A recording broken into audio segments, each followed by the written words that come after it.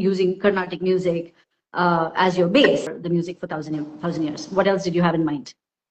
This is essentially a story that spans 1,000 years and then many different locations, right?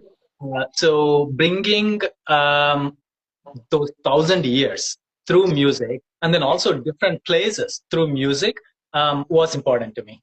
So, for example, as you already know, the opening scene happens in New York.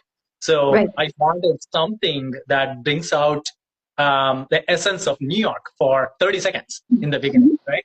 So, and then also the statue meets a lot of other antiquities in New York.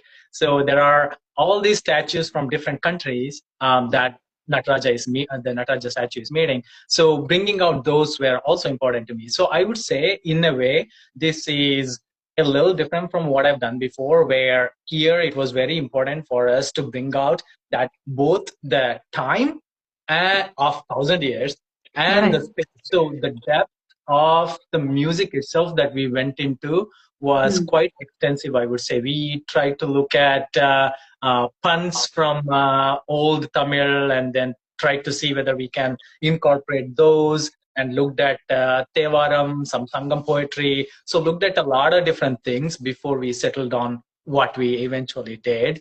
That's one thing. And then for different places and different, non-India, outside of India places, like, what we wanted to do was also different here. Have to script new poetry. Snigdha, talk to us a little bit about the poetry itself that we could probably be hearing. Yeah, so it was something Snigdha and I sat down and then kind of like did research on our own, where there was no lyrics that suited. Then we got lyrics written for those. But we used quite a bit of Tevarams. Snigdha used in one part, she used Nataraja Pattu. That's beautiful and very apt for that particular situation. We used a lot of shlokams in Tamil as well. So yeah, Snigdha, do you want to add anything to this?